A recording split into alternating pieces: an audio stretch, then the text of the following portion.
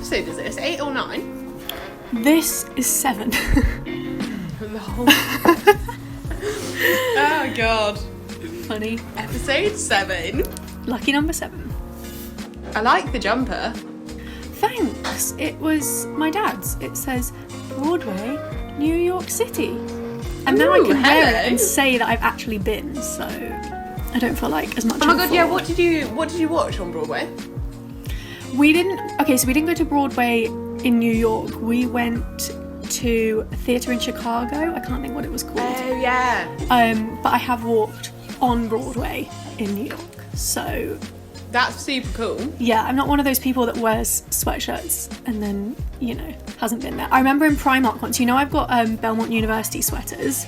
Yes. I was in Primark once and this woman, I was paying, and this woman was like, did you actually go, or is it just fashion? And I was like, I went. And yeah, it was so satisfying to be like, no, I actually went. I studied there for 5 months, Lol. Yeah. I'm cultured. Exactly. Hey guys, welcome back. I'm Em. And I'm Evie, and this is our podcast, Let's Be Honest. Don't forget you can find our podcast on all your usual streaming platforms, Spotify, Apple Podcasts, and feel free to tell your friends about our podcast. Maybe leave a little review. You can even watch us on YouTube at Imogen and Evie, Let's Be Honest, and follow us on Twitter at Imogen and Evie to keep up with everything we're doing. Woohoo! Yay. So, episode 7, a bit of music. We love a bit of music. I won't lie, I'm so excited for this. This is so up your alley. I know. I might even try and include little of the different songs we mention and artists. I might include some little snippets of the music, but I'm not entirely sure if we'll get copyrighted. I'll cross that bridge when we get to editing time. But yeah, love that. So icebreaker first. Not very music related, so apologies. Okay. But hot holiday or cold holiday? Oh my gosh, hot holiday all the way. Really? Yeah, I don't know if it's because I don't think I've ever really been on a cold holiday. Yeah. Now that I think about it, I've never been skiing. And I don't think I've ever been on a cold holiday, unless you count a holiday in England where it was supposed to be summertime, but it was the weather was a bit rubbish sometimes, But I think I'd always choose a hot holiday over cold. Not hot where it's unbearable, because I can't deal with the sweating and the chafing and the not about that. Eczema. Oh yeah. So I think hot or a warm holiday. Nice. What about you? Which would you go for? That. I think I would still go hot. I'm a big fan of hot holidays. Although I will never forget 19th birthday in Rome.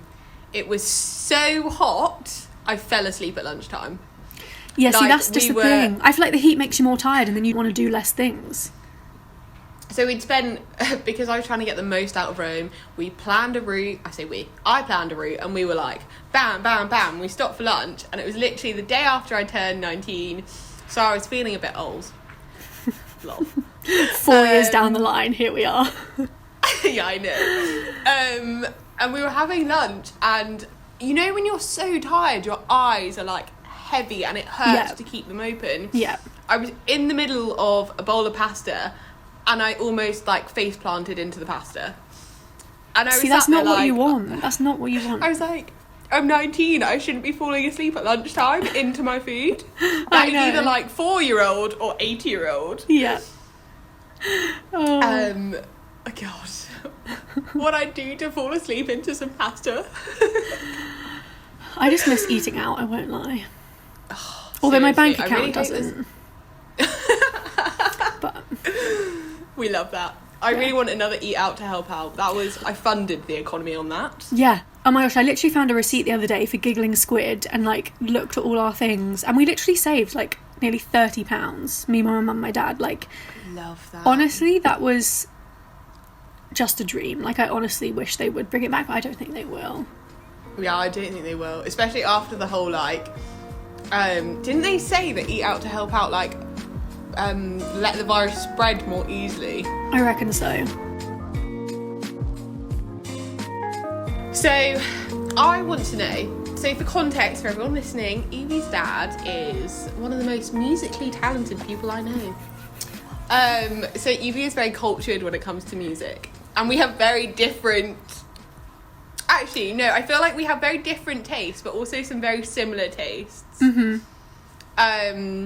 So, what music is your like go-to, and why do you like it? Okay, so go-to music at the moment is basically Taylor Swift with like Love. a few extras. That would be my go-to, but my music taste is so broad. Like, as you say, so like, true. my dad is a musician and my mum worked in radio, so both in, like, the music world. And I remember, like, when I was younger, like, my dad would play, like, Earth, Wind and Fire, Frank Sinatra, love. like, all the classics. So I love those songs. Like, you know, when that comes on and you're like, oh my God, such a classic, but never gets old. Yes, so yeah. sometimes I have different playlists on Spotify for different moods. So I have like a playlist of like classic oldies that are like, you know, when you just want to jam out. Oldie but goldie. Yeah. But I have a current faves playlist, which is literally like Nice. Taylor Swift, a few country artists. I mean, it's mainly Taylor Swift because I've literally got the Folklore album and the Evermore album in there, which take up Nice. most of A it. good chunk, yeah. Yeah, so I would say that, but I've got a couple other random ones in there. Like I rediscovered some 1975 songs I liked. Love. This girl called Olivia Dean, who I remember hearing one of her songs probably a few years ago, and I really liked it and fell in love with it, but never kind of really listened to any of her other music because I don't think she had much out. And then I was on Instagram the other day just scrolling through, and there's this Instagram account called So Far Sounds, which is Yeah. songs from a room, I think is what it's abbreviate, like what it means, and it's basically for Oh. like smaller artists. My roommate in Nashville did it, and it's basically like smaller emerging artists. I love that. Yeah, and it's like really intimate, and you don't like, you can like book tickets, but I think it's like you book tickets and you don't know who's going or something like that. I'm not sure. And is it like every single type of music, or is it like Yeah, a like- specific type of music? No, any person, any genre. Oh, and it's like in cool. different cities and things. They do it in London. But anyway, so I saw they had posted a live video of Yeah. this girl singing, and it happened to be Olivia Dean. And so I was like, I love this song, this is such a jam. And then I've basically listened to her whole discography, and she's really good. So I would say her and Taylor Swift, and my dog's barking, hopefully you can't hear that. And Birdie. Do you remember Birdie? Ooh, I never vibed with Birdie. Her voice is very unique. Yeah. But I remember hearing her I can appreciate it, but Yeah. I would never go, oh, I'm going to put that on and listen to it. It's I a think very it's mainly specific like mood. Yeah. But I've been listening to, she's got an album coming out, I think in April, and I've been listening to her, she's released 2 singles, and they're both really good, so that's kind of what I'm vibing with at the moment. But tell me what you're listening to. So, there are many points I want to unpick there, Evie. Oh, okay. Earth, Wind and Fire. We love a bit of Frank Sinatra. Me and your dad seem to have similar tastes. Love a bit of Elton John. Oh, and Stevie Wonder as well, let's not forget, that is like the main one. Yes, that was going to be our next one. I love OG Beyonce and Destiny's Child. Yeah. Love a bit of Taylor Swift, but I feel like that is a point in itself. There is OG Taylor Swift, Love Story, really romanticised the whole concept. That was definitely 14-year-old Imogen's like little iPod that was like, what was it? iPod Shuffle? Yeah. And they were like this big. And you couldn't see what you were listening to. Yup. That was, I think I love it because of that. And I remember going for walks and thinking I was so cool with my little iPod Shuffle with my headphones like in the classic way before AirPods were a thing. Love that. And I love the fact that Taylor Swift is so involved with her fans. I feel like it's so rare to genuinely have someone as famous as Taylor Swift who is so involved with her fans on a genuine level, and you don't feel like she's doing it for publicity. She genuinely just loves them. Yeah. Like, she's very aware of how crazy they are. Yeah. I watched a Graham Norton sketch, and she was like, and Graham Norton was reading out tweets from this like mini show that Taylor did for her. I don't know which album it was, but it was a pre-release album, and she invited like 20 people. I into remember her sitting this. room. Yes. Graham Norton was like, your fans are obsessed with like dying. And there was just like a series of tweets, and it was like, and Taylor then came in, and I literally just died. Yeah. And it was I say that. I'm guilty. And she was reading them like, yeah, that sounds about right. Yeah, that sounds like Amy 123. She knows her fans, literally. Like, she knows them so well. And I love that she's like crossed so many genres. Like, her OG like albums, I think her first album was just Taylor Swift. Then like we had Fearless, Speak Now, like those kind of country. Then 1989 hit, and that was like slightly branching into pop. That was my peak. And then Red was a pretty good album. Red was. And you know what's funny is, though, after 1989, then I think came Red. Was Red before 1989? I think Red was before 1989, but then was the one where it's like a pink and cloud oriented Lover. cover. Was that then after 1989? No, we had Reputation, I think, first, then Lover, then Folklore, then Evermore. But it's weird to me because the first album, this is why this year is going to be so monumental. I first became a Taylor Swift fan when she released the album Fearless. I like had it on CD. I like listened to it so much, which is the one that has Love Story on it. Thank you. And it's the album that is the first one she's re-recording. It's iconic. Yeah, it is iconic. And literally, I think that was released in like 2008, I want to say. So I would have been like... Yeah, that sounds right. I don't know. Like year 10? 8, year 9. Yeah. Maybe?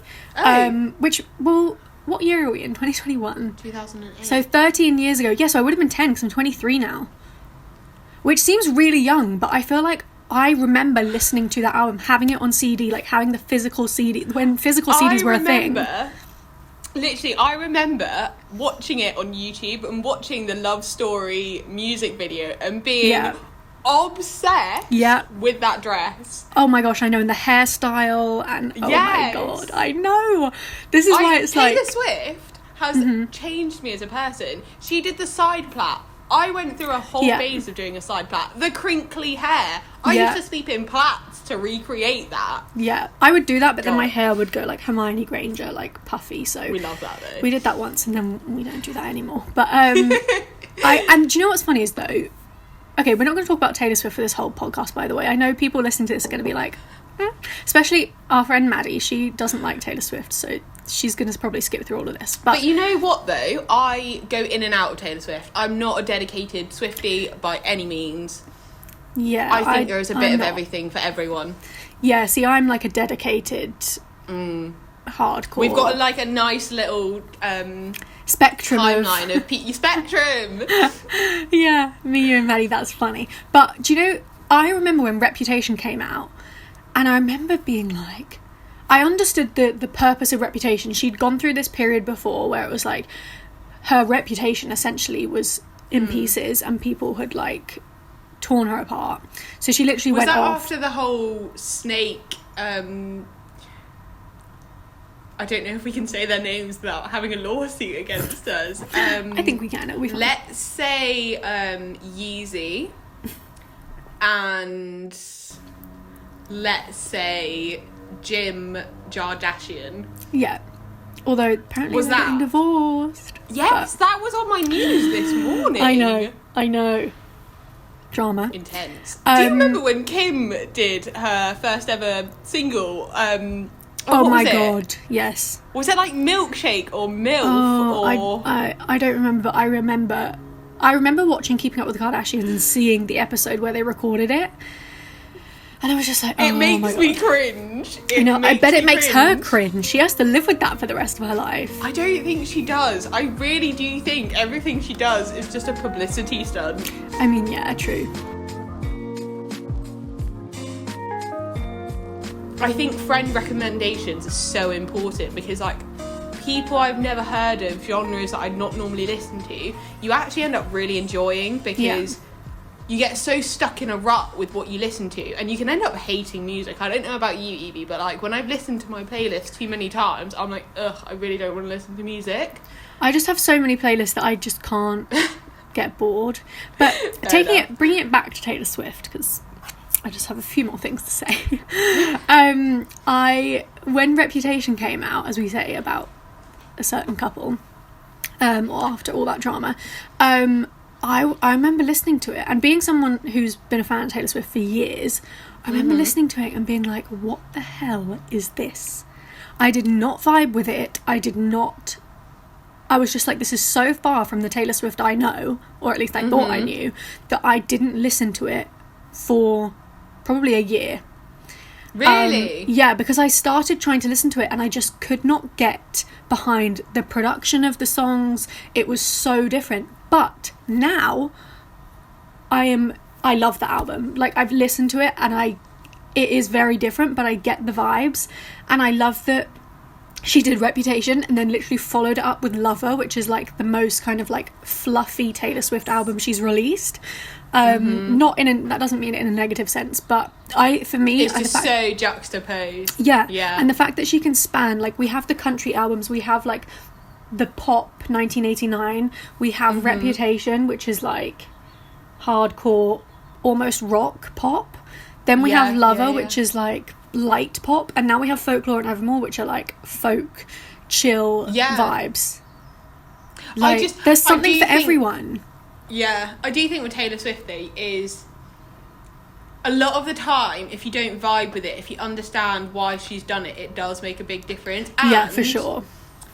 It is one of those ones where I'll have like 2 or 3 favourites, and the rest you just have to listen to a couple of times and they grow on you massively. Yeah, and because she is so clever as a songwriter, the level of references across all albums and between songs, and just like subtle digs at people, and like, as a diehard Swiftie, I know so much shade and tea from these songs that other people who just listen because they listen to it would go straight over their head.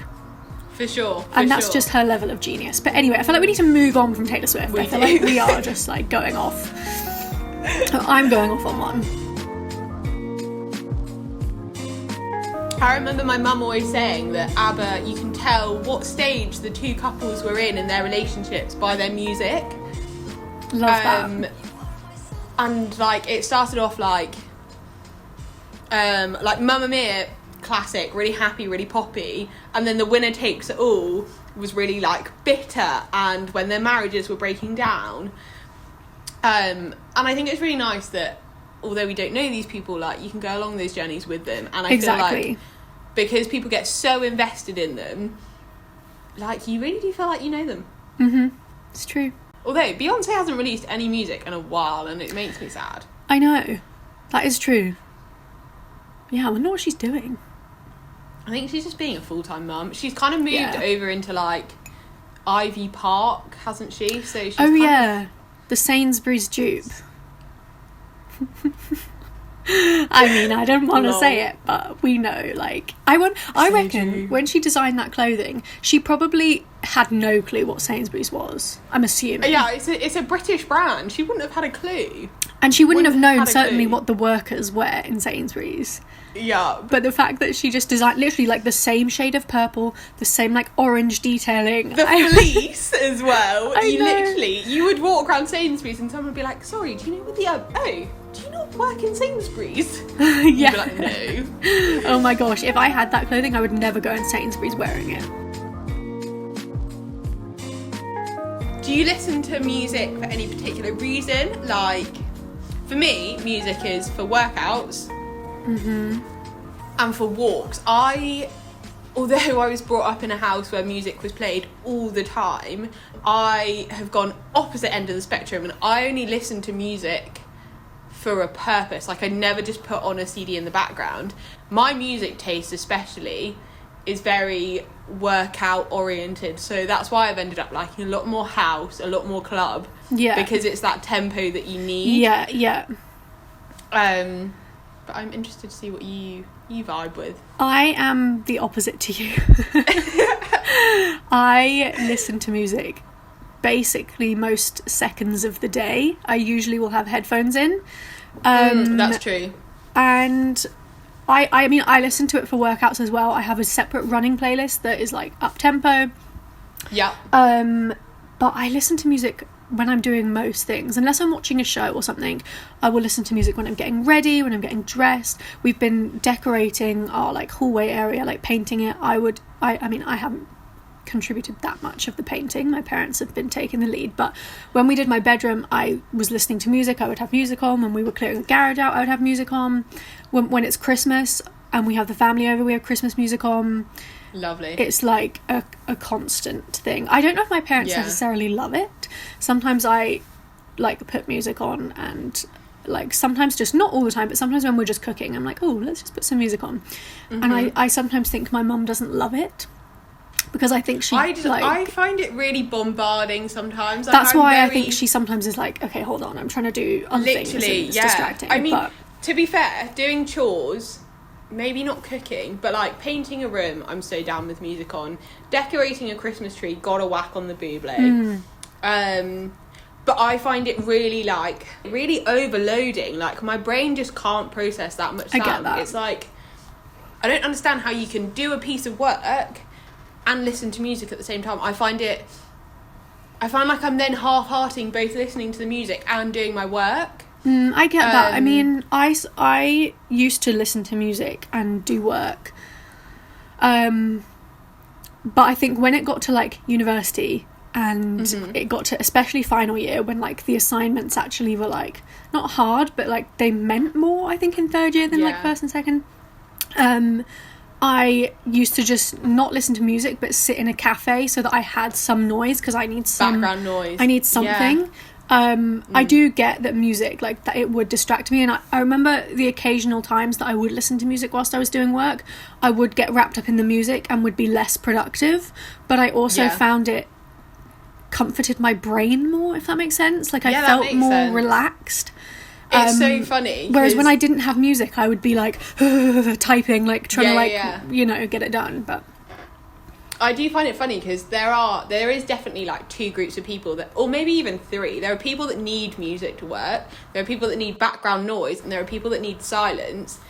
At uni, I'm sure you had the same. There were libraries where it was like a floor of silence, and we're talking like dead silent. Yeah. If you spoke, like, daggers would be thrown your way. Yeah.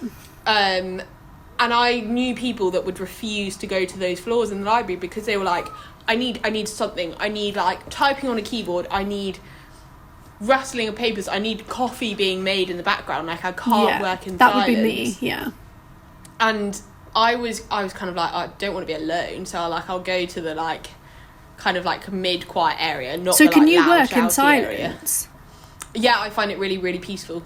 See, that my brain would just go, like, my brain would wander, and I'd start thinking about so many other things, because I'd just be like, I'd feel like I'd need to fill the silence, and so my brain would try and fill the silence in my head, and like, that's hilarious. So that's exactly why I do it. Like, I use the silence in my brain to, like, process thoughts and, like, put together words. So I used to lol, I'm a very big morning person. Evie is never like this. Yeah. Or actually, that's a bit harsh. You are sometimes like that if there's a reason.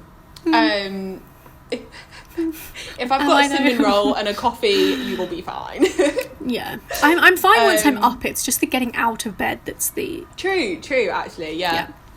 So I never have to witness that. I only get the person that's already arrived. Yeah. I used to go to the library for 6 a.m, sit in the silence section for like 2-3 hours. By the time my friends would have got to the library, I could then trot downstairs to the, like, not silent bit, but not the shouty bit, and then I'd work for the rest of the day with them. They'd then go home, and I'd go back up to the silent area. Oh my god. Because then I felt like, whatever, I always had, like, a minimum of 5 hours with, like, silent, hard working. And then whatever I achieved in this, like, slightly louder area, it was okay because I'd put the work in. Yeah, I just don't understand how you can work that, like, long stretches. Like, I don't know if my work was just different, but I would, like, go every day to campus to work, but maybe only for, like, 3-ish hours. Because I would, like, lose the will to live. To be fair, your coursework was just completely different to mine. Like, yeah, that's what I thought. We didn't really write essays until 3rd year. And then all of my assessment ended up being coursework because of Corona. Or, like, essays. Yeah. And it meant that we had, like, week-long deadlines to write 1,500 words, which for us was quite a lot, with a minimum of, like, 30 references. So, like, I could bash it out quite quickly, and I probably would in about, like, a day and a half, and then I'd spend the next 5 days just, like, rereading, cutting down, editing. So I think our work was more, like, condensed in short periods of time, meaning that, like, longer stretches in the library were required. Whereas yours was, like, normally, like, spread out over a longer period, but then you'd probably, like, touch it a lot more than I would touch any of my work. Yeah, true. I wish I could, like, see how I would have studied if I'd done a different course, you know? Yeah. Like a history or an English where there was, like, constant coursework or, like, longer deadlines. I just wonder what it would be like. I think you would have boshed out the essays in, like, a few days. Like, I think you would have got the main bulk done and then spend longer editing it. Yeah, I do like that. Rather than doing, like, just edit as you go. You know? No, I'm not a fan. Because I find it really hard. When you're, like, submerged in work, I find that it's really hard to, like, step back and edit. When you've read it so many times, you almost, like, skip over things because you're like, I know this. I tended just to do, like, if I wrote a paragraph on a point, then I'd, like, once I'd done, I'd reread that and change any bits. But yeah, you were quite good at reading my essays, even though you were like, what even though I had no clue what I was reading. It was literally like a foreign language to me. Oh, we love it. Yeah. Anyway, music. Yeah, that's what we're supposed to be talking about. Do you think there's, like, any music that's, like, massively shaped your life? Well, I guess I think what my parents listened to, like, growing up listening to Frank Sinatra and Michael Bublé, Earth, Wind and Fire, Stevie Wonder in particular. Yes. My dad was obsessed with him. My mum, I couldn't tell you who my mum's not, considering she works in radio, she doesn't listen to music that often. I remember her liking Jamiroquai for a while. That's a bit of a rogue one. Yeah. But I couldn't tell, I'd have to ask her. But I think that kind of shaped me, because if I hadn't heard those songs as a kid, like, I literally remember hearing Boogie Wonderland by Earth, Wind and Fire before, like, we had, like, our extension built, so I was probably, like, under 10. And I feel like nowadays, under 10s don't really listen to, like, classics. Oh my word.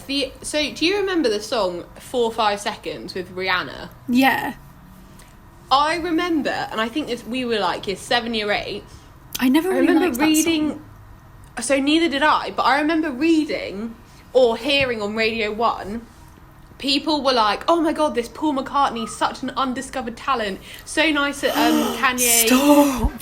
So nice that Kanye and Rihanna have found him. It's so nice and refreshing that, you know, they're not just going after 18-year-olds fresh out of school. And I was like, have you not heard of the Beatles? Oh, like, am I being dumb? gosh. I was like, have you not heard of a small band? Or even, like, him solo? I was like, what? Like... also, I didn't think that was, like, one of his best songs. I was like, I think he did okay in it. Like, I really didn't like it. It was such a random 3 people to come together. Yeah.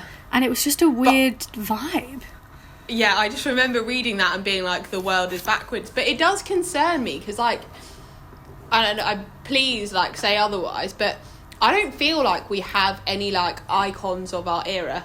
Like, we don't have a Beatles, we don't have a Stevie Wonder, we don't have a Elton John, a Madonna. Like, the closest we've got is Beyonce, maybe. Like, there are no bands I think universally liked or that are, like, widespread enough.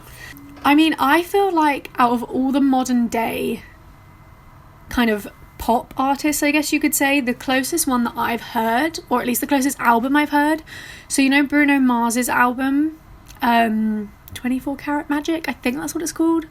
Yeah. That album, I remember hearing it, and I feel like that album is the closest to kind of like... For sure. 80s-ish music. I don't know if 80s is where it would fit, but kind of like what we grew up to listening to. I feel like that's a close comparison, but I feel like when I have kids, I'll just play them Stevie Wonder and like music that I listened to growing up, because play the classics. Exactly. Do you know what's funny is I remember, and this is just the influence that my parents have had, particularly my dad. I remember in year 7, in a music lesson with Mr. Charles, he did a music quiz, like a pop quiz, and one of the songs was Superstition by Stevie Wonder. But this was around the time that Ollie Murs auditioned on X Factor with the song Superstition. So did everyone put him? Yeah, so everyone was like, oh, it's that song by Ollie Murs that he sung with, and I was like, I was the only person that knew. I was like, no, it's actually Stevie Wonder. And Mr. Charles knew my dad, so like he knew that I would kind of know it. So I just remember That's like... so embarrassing for us. I'm so ashamed of our year. I know, but I felt so proud of myself. I was like, well, I know it. Like, I have superior music taste. I have a superstition about Stevie Wonder. But I do remember thinking like, oh my God, like poor Stevie Wonder. Like the fact that people, like our generation at that time didn't know it was his song. And like, like, not that I don't like Ollie Murs, but like Stevie Wonder is Stevie Wonder. Like, no one can do Stevie Wonder better than him. So the fact that they just didn't know. Isn't he lovely? Isn't he wonderful? Yeah. I love that. What do you think though? Do you feel like, I mean, I don't feel like we have anyone that's close, but... I don't think we have anyone that's close, and I do wonder what's going to happen in the next like 40, 50 years in terms of music, because obviously all the people we listen to right now have listened to the same... who were brought up in the era of Elton John, Stevie Wonder, etc, etc, etc. So at some way, shape or form, they've influenced their music because that's what they grew up listening to. So I do worry about the people who are going to produce music in the next like 20 years, because they wouldn't necessarily have had that influence depending on their parents, depending on their interest in music. And like, I will just be really stubborn and I will carry on listening to Earth, Wind and Fire and Stevie Wonder, etc, because they just don't get old, and they don't cease to put a smile on my face. Like, Isn't She Lovely? Billy Ocean. My gosh, yes. When the going gets tough. The fact that Sex Education brought back one of the songs, oh my God, I forgot about him. I know. And that is like, if I'm having a rubbish day, I just whack on that and I feel so good, and I want someone on the lunch table to sing that song to me, because I think that's bloody cute. I know. And I'll just carry on listening to it and just hope that my children, my nephews and nieces, my godchildren, Evie, that they appreciate. They'll be like, oh, Imogen, put on that song again, and then when they're our age, they'll be like, oh, actually, it was quite good. I know. It is going to be interesting as to when we're parents, what music is going to be popular. And I bet you we'll just be like, oh, it's not as good as our time. I know, but our time technically is like not people like Stevie Wonder. Yeah, but then again, like, apparently the Beatles were a bit controversial, so maybe like some of the music will just age and people will be like, oh, they were actually like ahead of their time. But I feel like John Legend, Bruno Mars will be John Legend. Yes, that's a good shout. Do you want to give us a quote to round off? So this is Taylor Swift, because I felt like I needed one that was music related, and she says, no matter what happens in life, be good to people. Being good to people is a wonderful legacy to leave behind. Oh, that's true. And I just think that's lovely. Yeah, that is really nice. So, next week, we have something, again, right up my alley. And I feel like right up your alley too. We're both quite so up my alley. Excited for this. I can't wait until cinemas reopen. I can't tell you. That's a little hint. We are going to be talking about our favourite films that have shaped us maybe, just see where the chat goes. As always, our chats tend to go off in many different tangents, as I'm sure you're aware Apologies. now. I'm so looking forward to this. Me too. Very much so. Okay. Right. Well, I hope everyone has a lovely weekend or day, depending when you watch this, listen to this. Bye. Bye.